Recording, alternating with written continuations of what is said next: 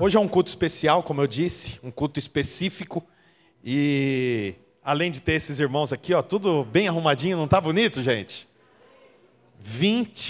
São 27, mas um dos 27, a esposa entrou no trabalho de parto e ele não pôde vir hoje. Então nós temos 26 pessoas aqui participando da formatura e a gente fica tão feliz. E junto com a formatura nós temos também o culto da colheita. O culto da colheita nós fazemos 2 vezes no ano. No final do primeiro semestre e no final do segundo semestre. Hoje, então, é um culto que nós chamamos culto da colheita. E nós, no culto da colheita, falamos sobre como nós temos vivido a nossa igreja, né? Um outro momento que nós temos no culto da colheita são os testemunhos. Eu queria que você soubesse que nós temos avançado, crescidos, né? Ontem nós tivemos mais uma multiplicação de célula e nesse semestre nós multiplicamos 6 ou 7 células. Hoje nós somos 20 células, sendo 14 de casais e 6 de jovens. Nós temos 222 pessoas envolvidas nas células, né? Que a gente fica muito feliz, né? Junto a isso, né, nós temos crescido também nos nossos cultos. Eu não sei se os irmãos percebem, mas a cada domingo o número de pessoas tem aumentado, né? Anteriormente nós tínhamos uma formação de cadeiras aqui. Não sei se você vai lembrar, mas nós tínhamos menos cadeiras e mais corredores. Nós dividimos em 2 grupos grandes de cadeira para diminuir o número de corredor, para aumentar o número de cadeiras. Quando nós mudamos a formação das cadeiras, nós deixávamos 8 cadeiras por fileira desse lado e 8 cadeiras por fileira desse lado, 14 fileiras. Nós tivemos que aumentar e colocamos 9 cadeiras em cada fileira de cada lado. Nós temos 260 lugares aqui na parte de baixo e na parte de cima nós conseguimos colocar 100 pessoas. Nós temos mantido a galeria fechada para que nós possamos ocupar todo esse espaço aqui. Mas com alguma frequência nós precisamos abrir a galeria para que os irmãos possam ficar acomodados, né? O nosso Ministério Kids tem crescido.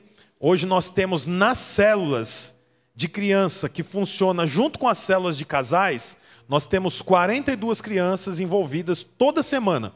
Então são 42 crianças ouvindo a palavra do Senhor junto com a sua família. Enquanto está tendo a célula da família na sala, no quarto ou em um outro cômodo, a esposa do líder da célula, né, ou uma das irmãs, está ministrando uma aula para as crianças em outro cômodo. Então, quer dizer, nós temos sido uma igreja que toca todas as idades, desde as crianças até os mais velhos, né? Isso nos deixa muito alegre. Nós estamos fazendo uma reforma nessa lateral aqui do prédio, do lado de lá, onde está os kids, né? Uma arquiteta está nos ajudando, porque são muitas salas, e aí a gente vai fazendo a reforma, e no meio do caminho fala, puxa, podia ter colocado esse armário mais para cá, né? Podia ter posto uma mesa aqui, agora já foi. Então, para que a gente não se arrependa, nós procuramos uma arquiteta, e ela vai nos ajudar aqui, né? Uma moça conhecida nossa, né? E nós estamos negociando com ela para que ela possa fazer esse trabalho para nós e vai ficar as salas todas muito bem ajustadas para as crianças. Amém, gente? E junto a isso nós temos alguns testemunhos aqui. Você sabe, muita gente acaba procurando o líder ou me procurando para dar um testemunho. E quando a pessoa fala aqui na parte de baixo só para mim, é uma bênção. Mas quando a pessoa sobe aqui para dar o testemunho, ela se perde, né? E aí deixa de contar parte boa, conta outra. Aí o que eu faço? Manda para mim por escrito o testemunho. Porque assim não tem jeito de errar. E eu tenho alguns testemunhos aqui e eu quero poder contar para vocês os testemunhos. Vocês têm curiosidade de ouvir, não? Eu vou contar primeiro o testemunho da Bianca. A Bianca está aqui? Ali, a Bianca, da célula do Rafa e da Nayara. Ela colocou aqui, ó, meu nome é Bianca, faço parte da célula do Rafael e da Nayara, e hoje vim contar o meu testemunho. Sei que para muitos parece besteira, mas para mim teve uma importância. É muito difícil expressar com palavras algo que foi feito de dentro para fora. Antes de receber o convite para participar da célula, minha vida era totalmente vazia. E por ser vazia, eu tentava preencher com coisas mundanas. Perdi conselho para pessoas que não estavam em condições de me aconselhar de forma que eu realmente precisava. Quando comecei a frequentar a célula, no início foi muito difícil. O cansaço falava mais alto, as dificuldades começaram a aparecer e o desânimo começou a bater. Mas por motivos maiores, isso não veio a acontecer.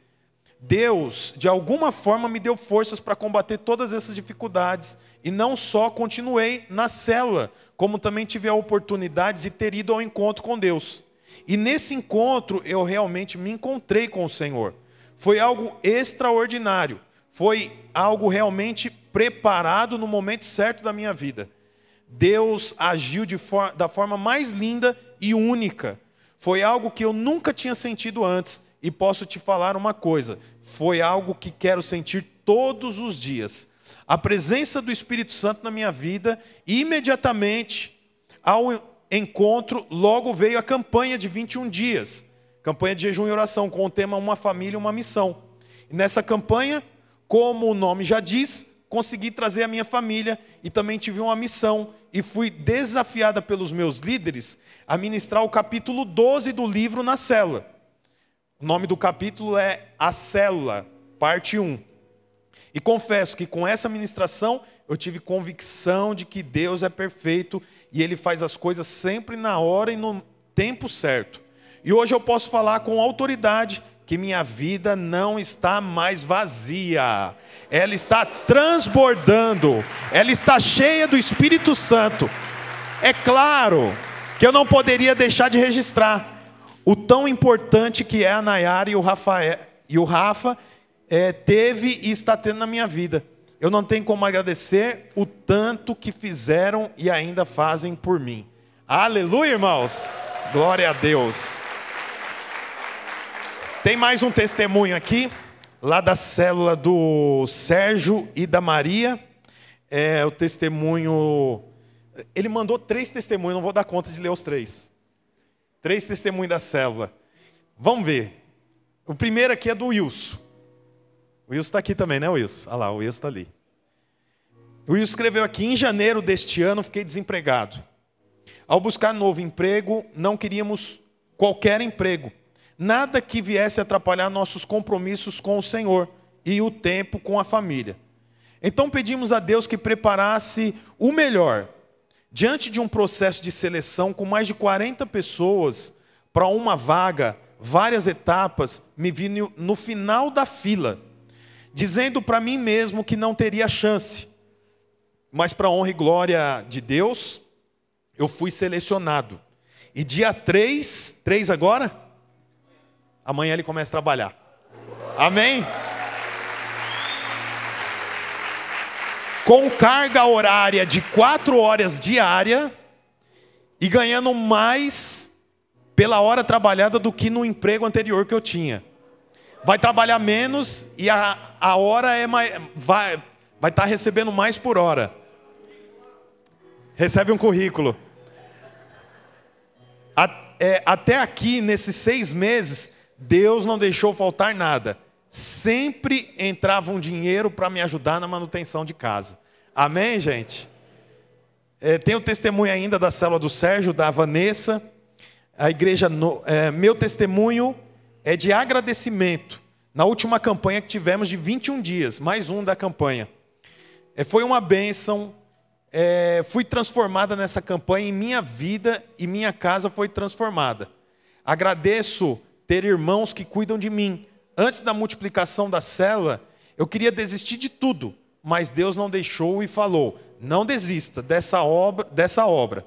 Agradeço pelos meus antigos líderes, o Jefferson e a Deise. Está aí o Jefferson e a Deise? Ali.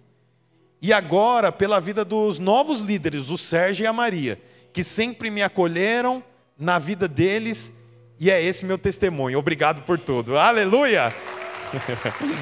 Vanessa. Testemunho do Alan e da Jaque. Cadê o Alan? Tá ali, a Jaque tá ali. É nosso baterista.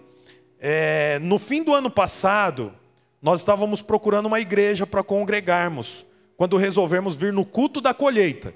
É o culto como esse, mas no ano passado. Logo de cara gostamos, fomos muito bem recebidos. Você vê como é importante receber bem as pessoas, né? Essa é uma frente que eu insisto aqui na nossa igreja. Se você traz um visitante, se você vê uma pessoa nova aqui, seja receptível para que ela volte mais vezes. Amém?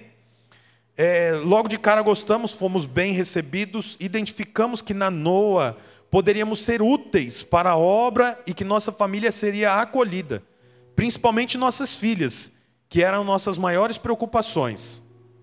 Eles têm 2 filhas gêmeas que têm, esqueci o nome, autismo. Eu, Alan, estava com um câncer no rim e nossa célula, juntamente com os líderes Silas e Vanessa, nos ajudaram com tudo que precisávamos. As orações e cuidado de todos fizeram a diferença. Fomos ao encontro e Deus falou de maneira sobrenatural conosco. Hoje estou curado do câncer e somos líderes de célula para a glória de Deus. Aleluia!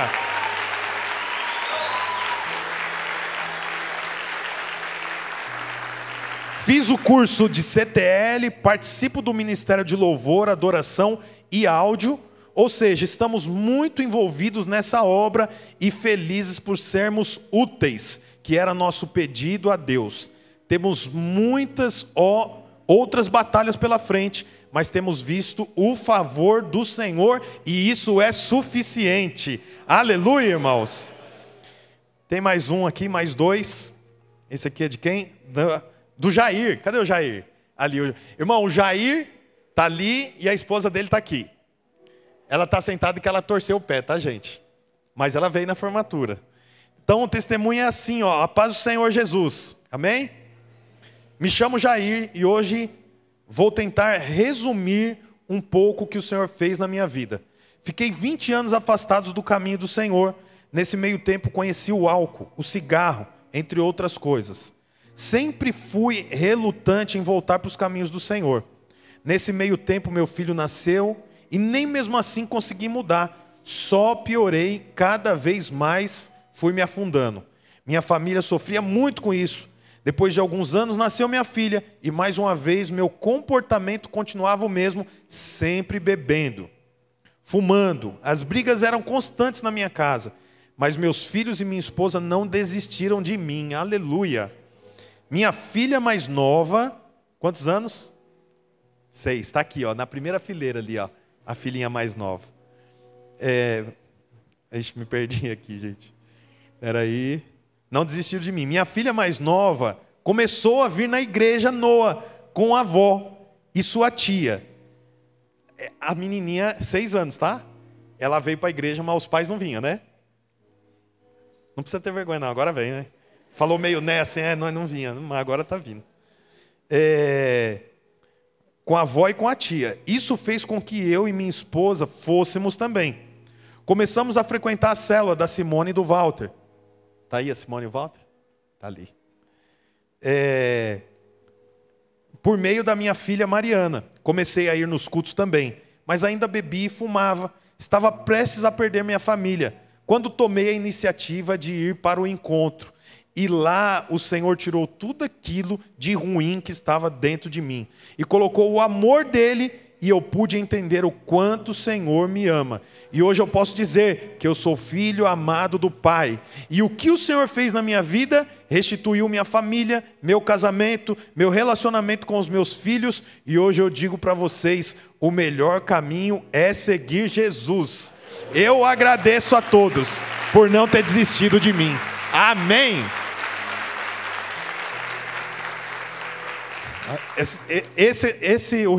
O testemunho dessa família é exatamente o nosso objetivo como igreja, que é restabelecer a família.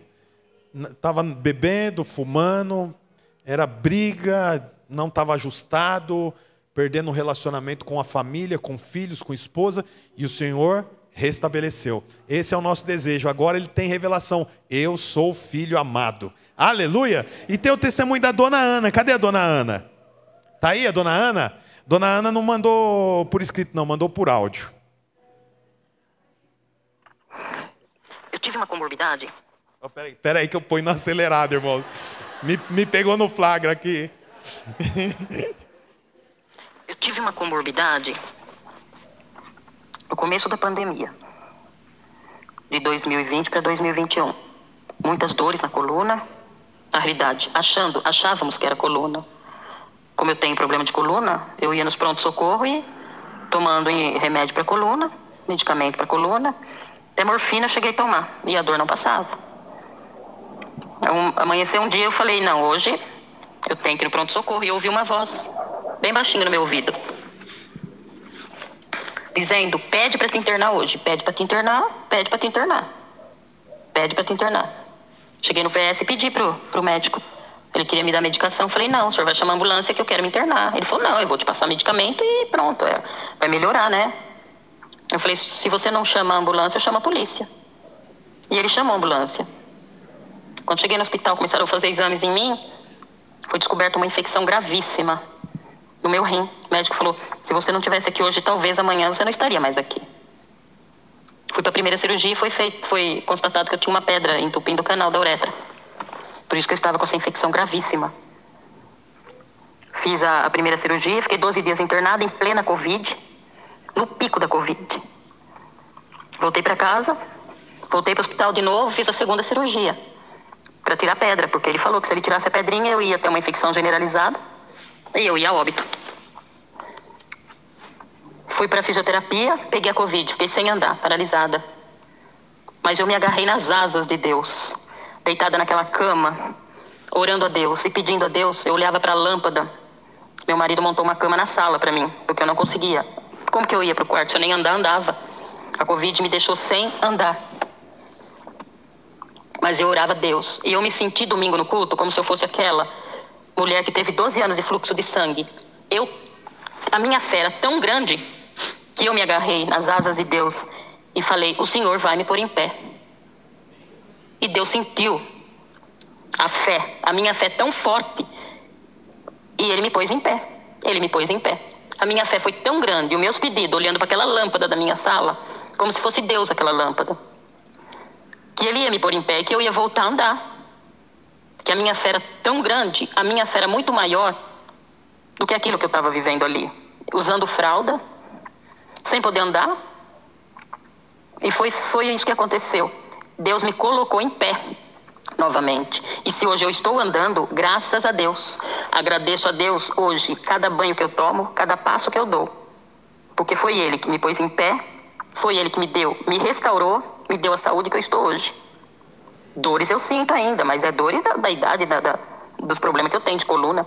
Mas eu ando, eu tomo banho, eu faço meu serviço. Graças a Deus. A minha fé foi tão forte. E tudo que eu faço na minha vida é Deus sempre na frente. Sempre Deus na frente. E falo para meus filhos, tudo que for fazer na sua vida, coloque Deus na frente, que é Ele que vai te ajudar. Amém? Amém, irmãos? Aleluia. Cadê a dona Ana? Tá conseguindo andar aí, dona Ana? Fica de pé aí para os irmãos ver. Olha lá, irmãos. Aleluia. Amém, irmãos. Que bênção. Oi.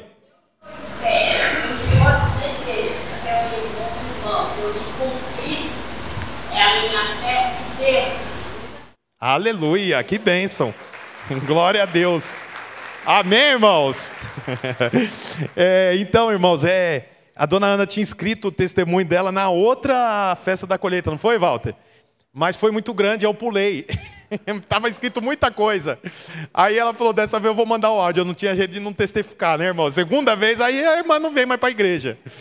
Brincadeira, dona Ana. Mas que bênção, eu sei que tem outros irmãos com outros testemunhos, né?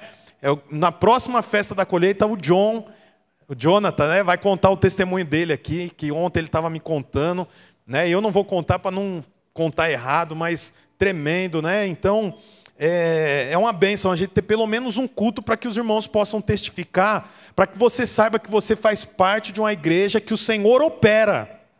E o Senhor não opera nele ou nela, no casal, porque eles são melhores, ou porque Ele opera porque o Senhor é um Deus que é o mesmo ontem, hoje e amanhã. Amém, irmãos? Ele é um Deus real. Você sabe, eu estava ontem pensando sobre a palavra de hoje, né? E com esses irmãos todos se formando aqui, eu estava pensando sobre sucesso. Você sabe, o sucesso é algo que todo mundo quer, sim ou não? Você quer ter sucesso no casamento, você quer ter sucesso na vida sentimental, amorosa, vida financeira. Mas quando a gente vai para a Bíblia, a gente vê a forma como o Senhor vê o sucesso. Então, eu não vou tomar muito tempo aqui da pregação, até por conta que nós temos que fazer todo o cronograma aqui de entrega dos canudos, diploma, mas eu queria deixar uma palavra para você e para esses irmãos aqui que hoje estão na formatura. Quando nós vamos para a palavra de Deus, nós vemos a história de Jesus. E a história de Jesus, ela é conhecida por, eu acho que 99% das pessoas. A Bíblia mostra que Jesus, quando ele vai para a cruz, ele morre. E ele morre de que forma? Você vê o texto que Jesus morreu sem uma roupa. Ele só tinha uma espécie de fralda trampando as partes íntimas, porque a Bíblia diz que Jesus, ele tinha uma roupa, e era uma roupa tão boa, que os soldados romanos, que eram os homens mais bem pagos da época, disputavam entre si para ficar com a roupa que Jesus estava usando. A Bíblia fala apenas que era uma roupa da cor vermelha, e era uma túnica sem costura. Então, aqueles homens, quando vão prender Jesus, eles falam, não, eu quero essa roupa para mim. Ele vai ser preso, vai apanhar, essa roupa não tem sentido ele ficar usando. Aí o outro soldado falou, não, gostei também, eu quero essa roupa para mim. Ah, então vamos tirar a sorte aqui. E eles tiraram 2 ou 1 para ver quem ficava com a roupa de Jesus. Aí, mas Jesus vai sem roupa, colocaram um pano em cima das partes íntimas dele, mas com a cruz. A Bíblia fala que Jesus caiu um momento, foi erguido. As partes íntimas de Jesus foi à mostra. A Bíblia também fala que Jesus tinha uma equipe. A equipe é conhecida como os 12 discípulos. Então ele pregou muitas vezes para muitas pessoas, mas ele andava sempre acompanhado por 12 homens. Era a equipe dele. E você vê que interessante, desses 12 homens, um que era muito próximo a ele, chamava Pedro, a Bíblia fala que na hora mais difícil de Jesus, ele trai o Senhor 3 vezes. Jesus é capturado ali pelos soldados e ele vai sendo empurrado para onde ele seria julgado. E enquanto estão empurrando Jesus, os soldados, uma mulher olha e fala assim, ó, você é amigo dele, né? E ele, com medo de passar pelo que Jesus estava passando, ele fala, não, nem conheço, nunca vi. Mas ele não volta para a casa dele, ele fica ali por perto para saber o que ia acontecer com Jesus, e depois em outro momento, novamente, alguém reconhece ele e fala, não, a forma como você se veste é a forma como ele se veste, vocês são conhecidos. E ele fala, eu juro que eu não conheço esse homem, nunca vi. E ainda assim ele não vai embora, ele vai para um outro lugar um pouco mais reservado, mas ali mais uma vez ele é reconhecido. E a Bíblia fala que a primeira vez Pedro negou, a segunda vez ele jurou que ele não conhecia. E a terceira vez, a Bíblia fala que Pedro praguejou contra aquela pessoa. O praguejar é xingar. É xingar dizendo, eu não conheço esse homem.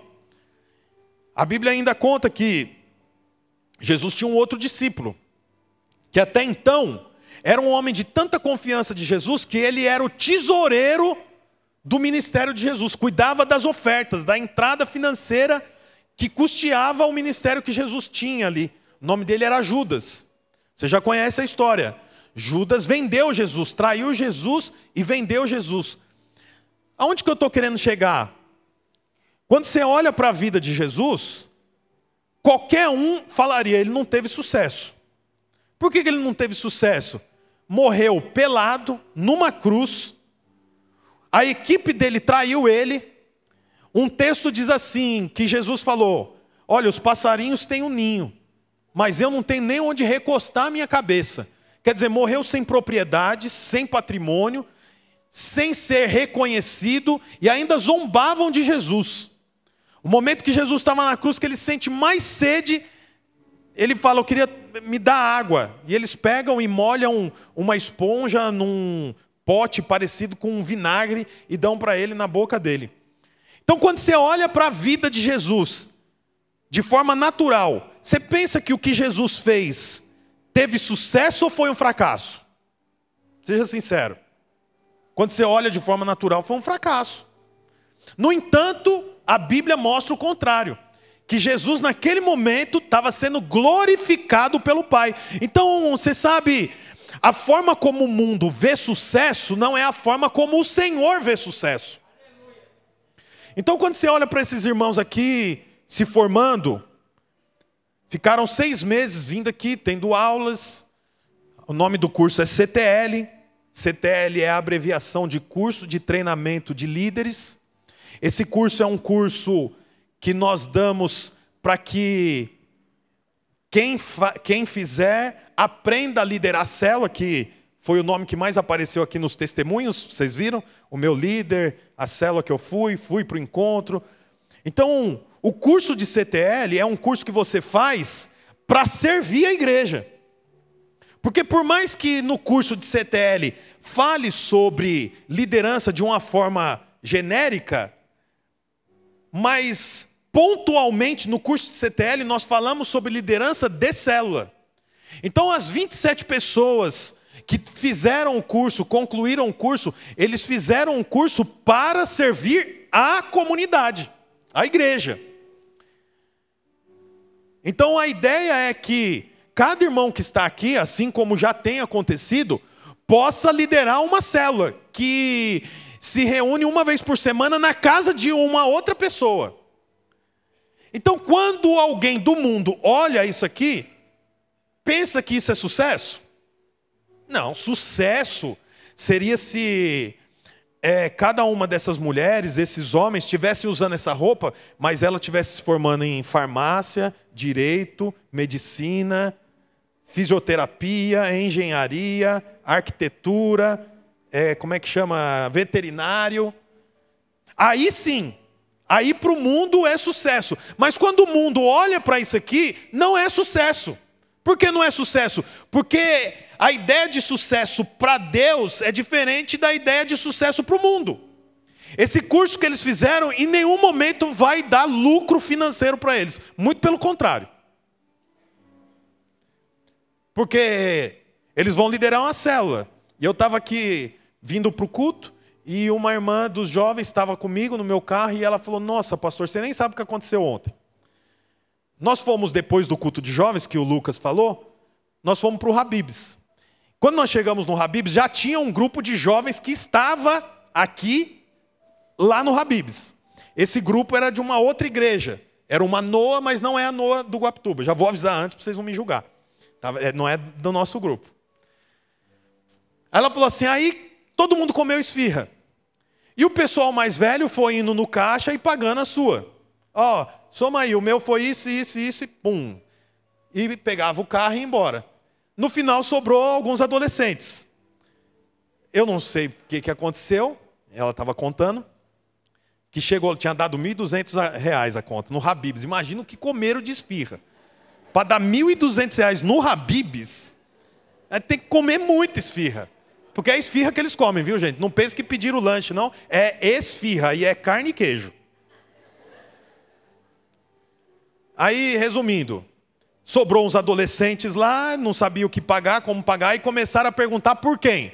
Pelo pai deles? Cadê seu pai? Não, perguntou de quem? Cadê seu líder? Cadê o discipular? E o líder não estava. O discipulador, no final, chegou em quem? No pastor que estava junto. E tem 3 filhos, os filhos estavam lá e eles começaram. Não, o pastor comeu mais. E cadê o pastor? Desse jeito. Sabe por que eu estou contando isso? Porque Quando você entra num curso como o CTL, você não entra no curso de CTL falando, no final eu vou colocar no meu currículo, e esse curso no meu currículo, 72 horas de curso de CTL, eu vou levar lá para o meu encarregado e vou colocar lá. Não, esquece. O propósito desse curso é servir a obra do Senhor. Por isso que quando o mundo olha, ele pensa, não é sucesso. Meu Deus, um evento desse, como é que... Para quê? Aluga... isso aí é para... É só para fazer eles felizinhos. Só para eles ficar alegrinhos. Não é, é porque isso aqui, para o Senhor é que é sucesso. Você quer ver um outro exemplo? A Bíblia fala assim, que tinha um jovenzinho chamado José. 17 anos, era o filho mais querido do seu pai. Ele tinha 10 irmãos, e ele era o filho mais querido. Os irmãos com ciúmes, com inveja, que é a justiça própria, pega ele, fala para ele, vamos dar uma volta. Nessa volta, os 10 já estavam organizados para fazer o quê? Matar o menino. No final das contas, ele fala, não vamos matar não, vai dar problema, vamos jogar num buraco. Jogou no poço, vamos embora, deixa sair aí, ele se vira. Aí passando uma caravana, um grupo indo para o Egito, falou, melhor do que deixar ele aí, vão ganhar um dinheiro com esse trouxa aí. Vamos vender ele como escravo. Parou a caravana, falou, tem um cara aqui, dá uma examinada, quanto você paga por ele? Ah, tanto, leva ele. No final, levou José para o Egito. Chegou lá no Egito, um menino de 17 anos, sem saber nem o que estava fazendo lá, porque ele saiu para dar uma volta com os irmãos. Quando percebeu, os irmãos estavam armando uma arapuca para ele, sequestrando ele. Chega lá no Egito, essa caravana, que fala a caravana dos ismaelitas, eram comerciantes, chega lá no Egito, eles têm um escravo para ganhar mais dinheiro. Coloca o menino num patamar assim mais alto e vai passando os senhores da época olhando, preciso de um escravo, tem um mais forte aí, um mais fraco. Aí chega assim de frente com José, mas esse menino aqui parece forte. Aí tem um homem muito rico chamado Potifar, ele olha e fala, levanta o braço, faz aí duplo bíceps. Deixa eu ver sua perna. Levanta, deixa eu ver os dentes. Os dentes bons. Vou comprar esse escravo aí. Comprou José e José foi parar na casa de Potifar para ser escravo. Bom, a história se passa. A mulher de Potifar se apaixonou por ele. E queria ter relação íntima com ele, com José. Mas José era um jovem de Deus. E ele não quer ter relação íntima com a mulher de Potifar. Ela então fica irada, possuída, e finge que ele tentou abusar dela sexualmente. Os soldados vêm e prendem José. José vai para o cárcere e fica mais de 10 anos preso por algo que ele não fez. Olha que coisa interessante. Quando você olha essa história, você pensa que ele teve sucesso? Você pensa o quê? Fracasso. Quando a gente olha a história e não conhece o fim, você fala assim, aí, tá vendo? Era o filho mais novo, o pai preferia ele. Esse é o resultado de uma casa onde o pai tem preferência por filho. Só acabou com a vida do menino. Foi vendido, foi morar como escravo, foi preso indevidamente. Olha que pena. Na realidade, a história de José é uma história de sucesso. Mas para quem que a história de José é de sucesso? Para o Senhor. Para quem estava próximo, tinha dó de José e falava, nossa, eita menino azarado. Tacou pedra na cruz. Não, porque não tinha cruz ainda, né? Era Velho Testamento. Eita, que menininho esse. Olha que problema que arrumou, hein? Você sabe, eu quero dizer para você, talvez você olhe para a sua vida e você pensa assim, eu sou um fracasso. Olha, para quem está próximo pode até ser um fracasso, mas para o Senhor, o mesmo fracasso que o mundo chama, a mesmo lugar que o mundo chama de fracasso, o Senhor chama de sala de aula. José estava na sala de aula. Ele também não sabia, mas ele estava na sala de aula. Naquela sala de aula, ele aprendeu, sabe o quê? A perdoar. Porque depois de 20 anos, Os irmãos dele vêm buscar ajuda no Egito, porque teve uma seca. Com quem que os irmãos têm que tratar? Com José. Por quê? Porque quando ele estava preso lá no cárcere, Faraó, que era o homem mais poderoso, teve um sonho e ninguém conseguia decifrar o sonho. A história chegou em José. José falou, não, eu decifro esse sonho. Foi lá e falou, o sonho que você está tendo é esse, esse e esse. 7 vacas gordas, 7 vacas magras. Nas vacas gordas, economiza o mais que você puder no Egito. E nas 7 vacas magras, você vai ter o que você economizou e o Egito vai ser soberano, vai ficar rico. O rei Faraó olha para ele e fala, nossa, de onde vem tanta sabedoria? Resolveu o meu problema. A partir de agora, você que estava preso vai ser governador. Você só não vai sentar no meu trono e não vai mandar em mim, mas no resto você manda em tudo. Aí os irmãos dele, passando fome, vêm procurar ajuda. Quando vêm procurar ajuda, eles nem sabiam, mas eles tinham que pedir ajuda para José. Então José sofreu e passou pelo cárcere, escravidão, foi raptado pelos próprios irmãos. Por quê? Porque chegaria o momento que ele ia ter que liberar perdão. Portanto, esse período se chama sala de aula, classe. Ele estudou, ele passou por esse tempo. Então você está passando por um tempo de dificuldade, você que define o que você está vivendo. Você está vivendo um tempo ruim? Isso aí é o quê? É fracasso ou é uma sala de aula para você? Esse tempo que você está passando de dificuldade, você pensa em desistir, abandonar ou ficar até o fim porque o Senhor está trabalhando em você? Quando a gente vê a história final de José, ele foi para o Egito de graça. O Egito naquela época era os Estados Unidos. Você sabe disso, né? O Egito era o centro do mundo. Ele foi para o Egito de graça. Quando chegou lá, ele foi para a casa de Potifar. Potifar era um dos braços de Faraó, era um governante. Você vê que interessante, nem José sabia, mas o Senhor já estava colocando ele próximo de governadores, porque ele seria um governador. Ele foi parar na casa de Potifar, que era a autoridade do Egito, exatamente para ele aprender como que uma autoridade se porta diante das pessoas. Mas nem ele sabia disso.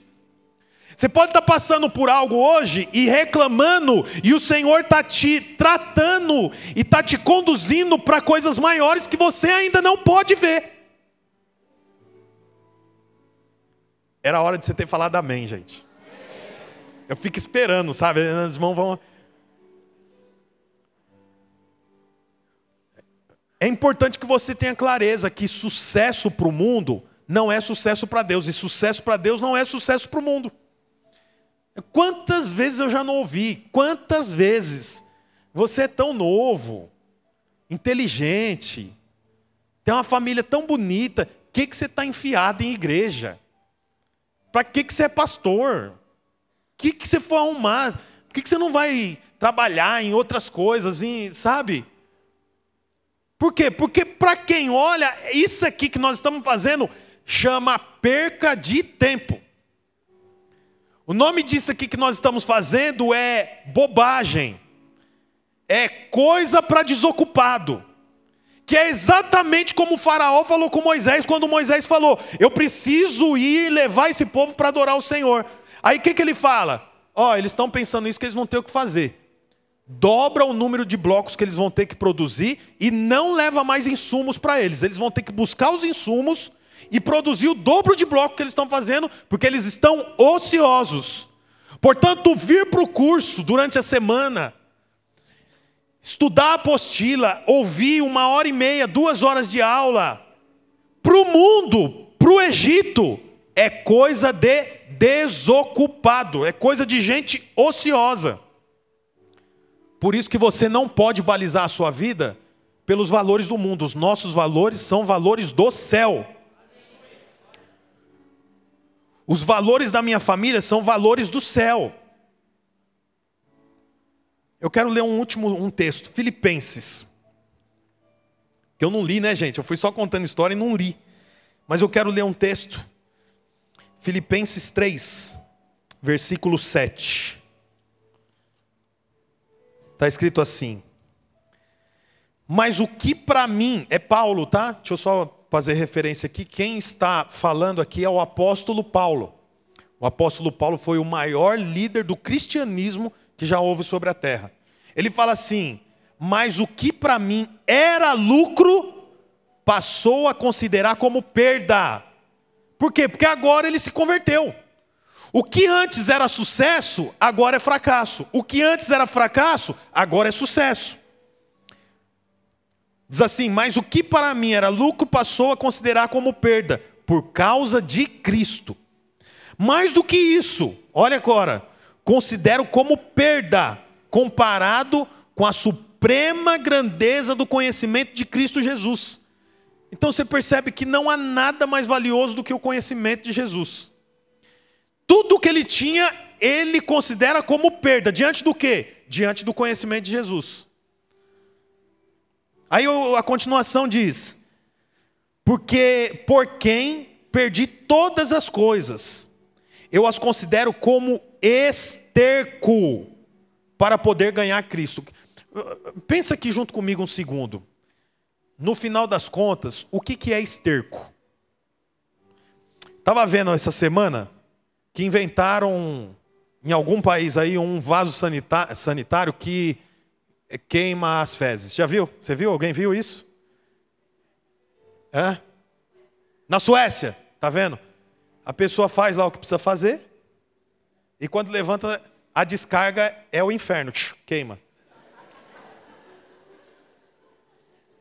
Aí tiram a gavetinha que está cheia de pó, fuligem. Adivinham aonde joga aquela fuligem? Nas plantas. Porque no final das contas, esterco é o quê? Adubo. Paulo está falando aqui, tudo que eu conquistei, eu considero esterco. Mas não é esterco porque é porcaria, é esterco por quê? Porque tudo que eu conquistei é adubo para o que vai nascer. Você entendeu? Ele fala aqui, olha, tudo que eu recebi, eu considero esterco. Alguém pode pensar, nossa, então é lixo? Não é lixo, você sabe que isso não é lixo mais. Esterco não é lixo, esterco é adubo, que vai servir para fazer com que a terra fique rica. Portanto, irmão, quando você entrega a vida para Jesus, não é que o que você viveu até aquele momento não serve para nada, serve, mas tem que virar esterco. Você tem que queimar. Se você achar que o que você tem é bom demais, você não pode receber o que o Senhor tem. Por quê? Porque o Senhor só dá quando aquilo que você recebeu virar esterco e esterco se tornar adubo. Porque daí aquilo que você está começando a plantar vai nascer com muita força. Olha que coisa boa. Continua assim. Eu considero como esterco para poder ganhar Cristo e ser encontrado nele. Não tendo a minha própria justiça, que procede da lei, mas a que vem mediante a fé em Cristo. A justiça que procede de Deus e se baseia na fé. Quero conhecer Cristo, o poder da sua ressurreição e a participação em seu sofrimento, tornando-me como ele em sua morte, para de alguma forma alcançar a ressurreição dentre os mortos. Quer dizer, Paulo fala que tudo que ele tinha, ele considerou esterco para ser como Cristo. O nome disso aqui é sucesso segundo a palavra. Mas não se iluda, não é sucesso segundo o mundo. Se você quiser o sucesso do mundo, você não pode ter o sucesso com o Senhor.